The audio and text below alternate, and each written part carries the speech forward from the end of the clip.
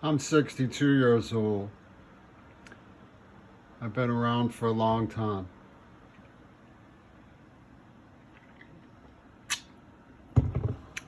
I'm a little too old and been around too long for people to say, oh, he's being pushy, which they used to say when they pulled what they pulled when I was in my 30s. I first tried to get help for a situation that boils down to the fact that a large pornographic corporation invaded my elementary school when I was about 10 years old. The corporation is known as Neva Pornographic Corporation. They invaded my school and they did something Hitlerian to me. And I was never the same. Now there's a script about it, and they want to get away with publishing the script. They've already gotten away with publishing the script. So anyway, what I did was I went down to talk to the authorities in municipal. I went down and talked to the law librarian. I went down and talked to the sheriff's desk. And I had the specific question, what do I have to do to make sure that the police look at this evidence honestly? And they said, what you should do is get a lawyer because things can be either criminal or they can be civil.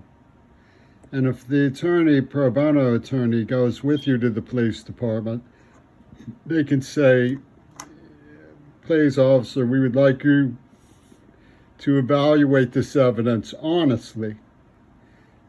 And if they didn't evaluate the evidence honestly, they would be in danger of a civil suit.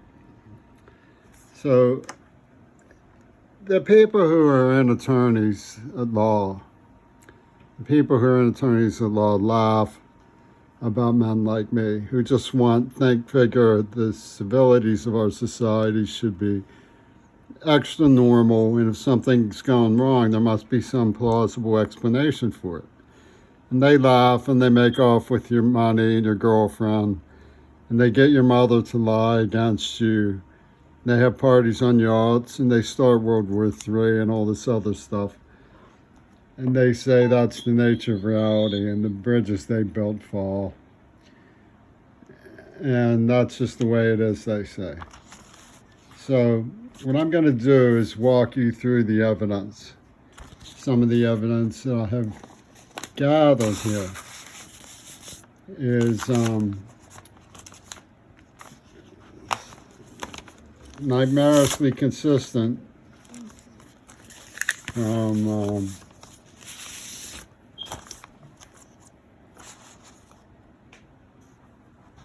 cinema country to cinema country. In other words, I found a super story encrypted in the background of cinema that is consistent in French movies, German movies, Italian movies, Russian movies, American movies. It's a cult of inside traders. I go back to the days of Diaghilev and Disney, D'Annunzio, Fiume, Mussolini, D.W. Griffith, Ouspensky, the Cubists, the Italian futurists, and the age of the great dictators. So I'll start with semiotic one that I found. The four semiotics, to put it bluntly, are the escape of Adolf Hitler, the murder of JFK in Revenge for Hiroshima,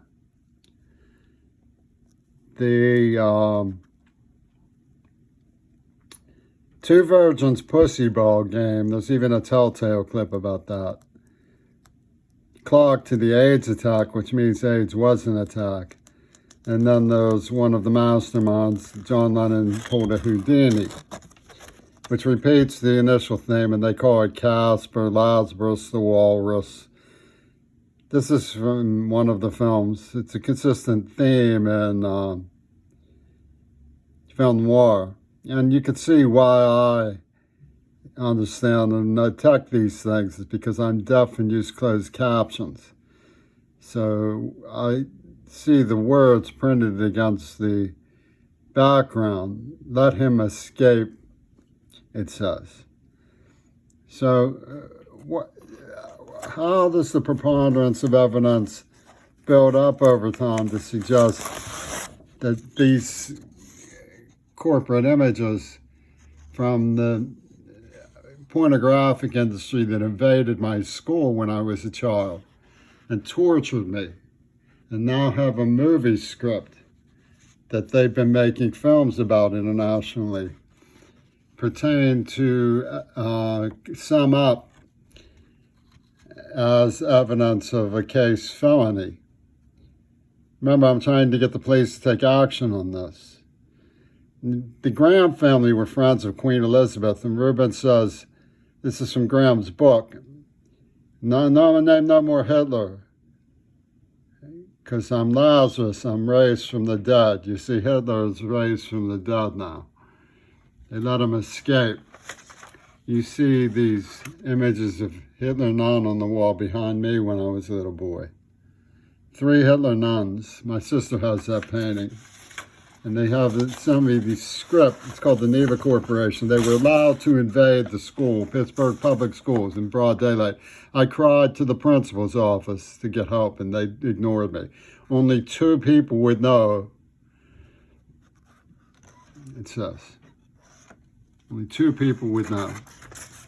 And this goes back to the Police Gazette, who were actually had a trial run of the Lennon Houdini once upon a time. And they left this script for me to find because they were in cahoots with people like Aleister Crowley and Ouspensky.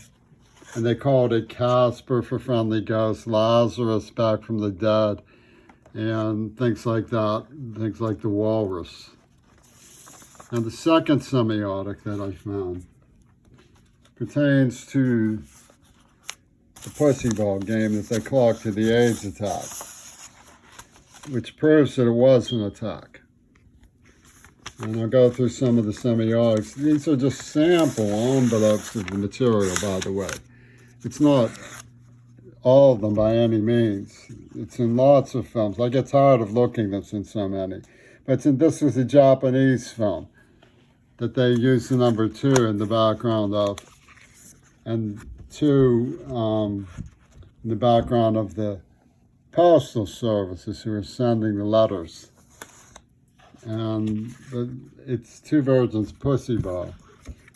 See, the script they use has broken science in it. And broken science, and they have this contraption of claiming that there are actresses who invaded the childhood school I went to and tortured me are dramatically laughing weepers. In other words, they're being scapegoated for the sins of their prey. And this is a spitting image of Jennifer Rubin again, who introduced me to the girl who wrote the script. His name is Gail Carolyn Burston, which is a homophone for Christian Armageddonism. Gay illness, bombs bursting, Christmas caroling. Gail Burston. And the Gail come bursting in saying, it's victory and revenge planning, virginity and rape planning. And we want to find out, we want to give you a test, find out what's gotten into you. And those symbols, these letters came from Israel. It's a copyright, no, you don't make a penny, the Gael are going to burst in and get you, they say. And they use a C and a Star of David. These are extermination warfare politics. They used extermination warfare. They played pornographic genocide. They used me for a war game on Mount Desert Island, which I've been trying to get information out about for ages and ages. She spreads her legs. That's called the telltale clip because it is one. It shows two little girls come running up to the swimming pool's edge. One holds a ball and one doesn't. That symbolizes virginity, just the way the red food taste flavoring and the purity of the ice cone symbolizes virginity. And there was a girl on Dealey Plaza wearing red and white outfit of the Shinto shrine, and they put neuroplasm in me for so that I wouldn't be able to hear her talk about how they torture me. And they put it together a mousetrap on Mount Desert Island and forced me to apologize to the symbol of Japan. This was written by the doorman at the Dakota. Forced me to apologize so they didn't escalate from AIDS, anthrax, COVID-19, and 911 to, their allies in the Green Party in Seattle actually are supporting a nuclear threat against Tacoma Dome. There you can see the two girls, one with the ball and one that doesn't. And then the girl gets up and she comes walking up with the Ringo mesmer and she spreads her legs and she jumps in. So they give me this, the Neva Corporation come in and poison me. They document that they used to poison on me. See, they had me brainwashed about retching out my soul conscience. I wrote that. And then they want to sell the script, and the Ono people at Neva Corporation will have it all planned. And they start dropping these little innuendo bombs at Pitt knows where I was trying to get help. And they laugh, oh, she's so threatened, he's the pushy type. See how they surround my name with positive, negative signs after they lure me into that mousetrap? She says, claps her hands, says, that's one, because they're keeping score.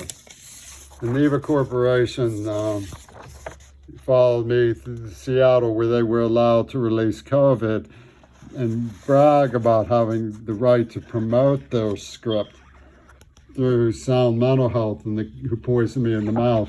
When that actress in that cinema movie that I found online looks just like the crack Wells Fargo attorney Martin Edelman. So they hid something dirty somewhere dirty. You know, and they're saying, oh, you're serving time for it, you're entitled to use what's that? They have trial of the souls. You know how the Russian Orthodox Church feels about pornography. They hid something dirty someplace dirty. See? It was in Queerball's closet. So semiotic 3, you can see by the way the cover of the Humanist magazine that Kennedy is bisected. See how he's bisected? You can see the whole pattern that Reagan used to,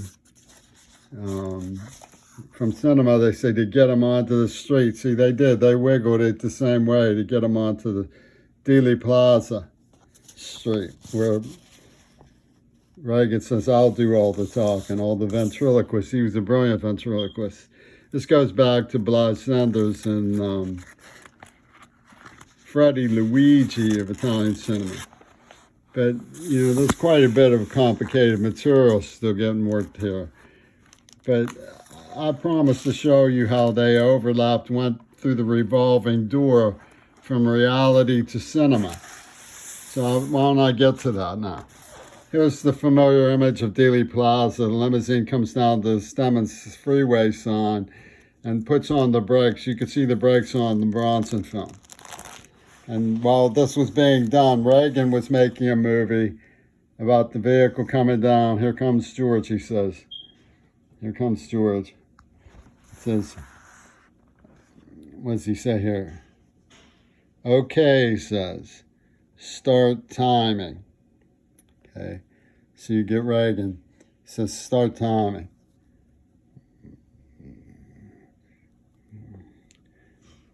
With Angela Dickinson, who gets a call that her boyfriend, while they're making this movie called The Killers, that JFK was killed. He sees the sign.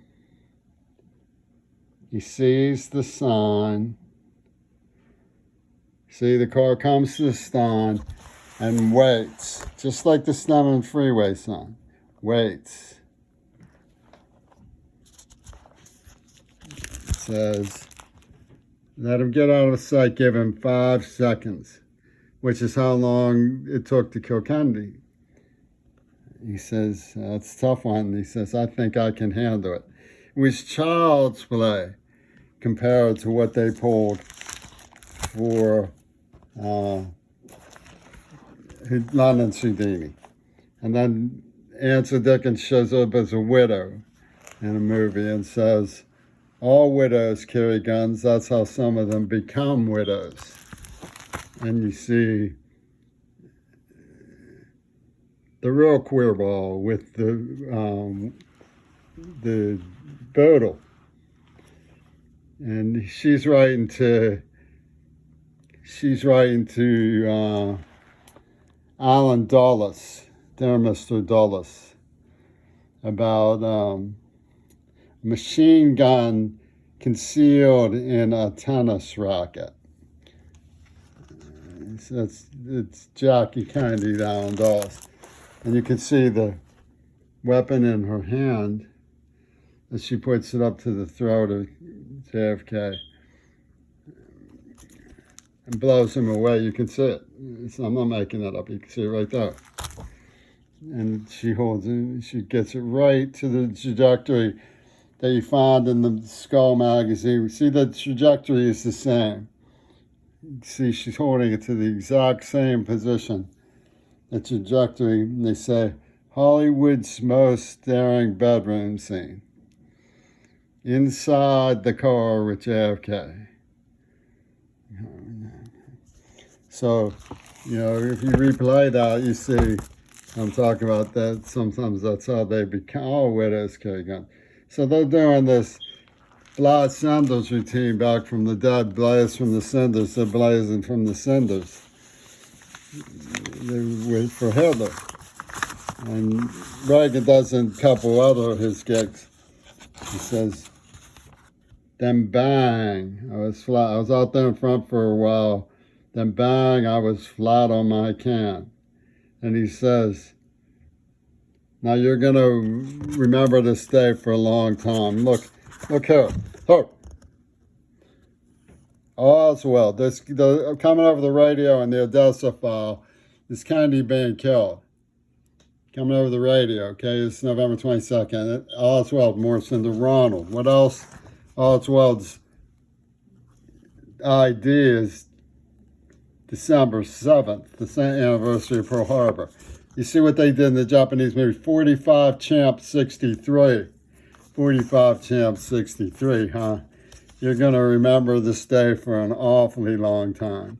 Don't tell me not to call him Hitler Reagan. That's what he did. He was Hitler Reagan. And they use this is the pornographic comedy that was allowed into the Pittsburgh public school. And they say John Lennon died, right? They have a script about it. They say it's a question of my character. This dude here, he says, oh, it's a question. We want to sell this. The Jew boys who were stealing from the museum. John Schulman ended up on the cover of Smithsonian for $6 million museum heist. That's not a question of JFK's character. That's a question of Ralph Proctor's character. And the Pittsburgh Public Schools is whose character is in question. See, and they have a lookalike of that girl would be just like starting over in an Ayn Rand film. Ayn Rand specialized in the intelligence of sneaking people who were important off and making it look like they were Adams killed by assailant, and the assailant's unknown. They tell me I'm wrong, right? The police department is even in the script. They tell me I'm wrong. This police department allowed a Japanese pornography company to walk into a Pittsburgh public school and torture an honor student. And the common place, what they told me to do, at Municipal, was get an attorney to go with me and make sure the police look at this stuff honestly. Have a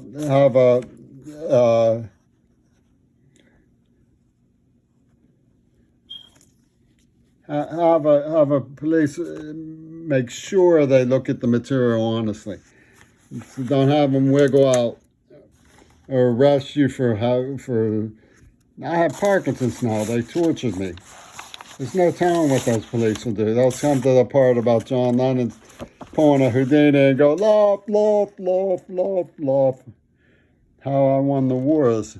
We all know you're alive. This was the first issue of Kung Fu with David Carradine. And the war game was called Two Virgins. You could get that from the Telltale clip. That's what it was. It was called Two Virgins. And they used his famous song for an ideogram of their semiotics. This is from 1966 with the woman who starred in You Only Live Twice. And they say, the police allowed a pornographic institution to raid a Pittsburgh public school, and then they say, I'm the liar. And it's been 20 years. I haven't been pushing to anybody. But they used Two Virgins. And they tortured me. This is a symbol. Ichiro knew perfectly well that they were giving Queerball something that would cause him to develop Parkinson's disease, because they want to torture me to death. It's an image of Gail Burstyn from 1979 on the cover of one of John Lennon's best friend's records. This guy, Bush dude, is about to drop something into his still water. He's about to release the AIDS attacks, what's going on. And this stuff is for real. They got away with the COVID bomb. Those sneaky bastards from Duquesne poisoned me in the mouth when I came back here. And they weren't even allowing me to go to school. So all I said was, look, I have a lot of this material printed, and I know the categories and where they're coming from. It goes back to the Cubists' secret agreements with Italian futurists that went on behind the revolving bookshelf in the hidden room, of D.W. Griffith, DeMille, Disney, Sergei Eisenstein, and Freddie Luigi. And I said, when I put these on the desk of my professors, they're going to give it a very interesting review, but they're going to ask me, did you go to the police? I want to have an answer for them. I want to be able to say, well, I did try. Officer, I'm doing my level best to make this simple for you.